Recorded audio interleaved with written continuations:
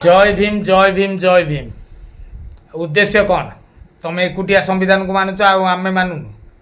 ए दलित आउ SC ST मान को कौन न्याय दब?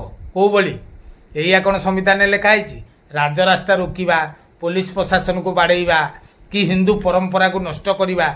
या थरे जा गाँ गाँ सहर सहर बुलिक देख कौन दलित आउ एससी एसटी झील कौन उच्च जाति बाहु उच्च जातिर झील कौन दलित आउ एससी एसटी घरे बाहु सब ठीक चलती किंतु एठी भगवान को न मानिबा आमे दलित एससी एसटी छोट जाति बेली आमे निजको जनइबा कि आमे हिंदू धर्म रु कन्वर्ट हेबा केबे भाविच? आ फंडिंग कोडु आउच केबे भाविच? आ मास्टर माइंड किए?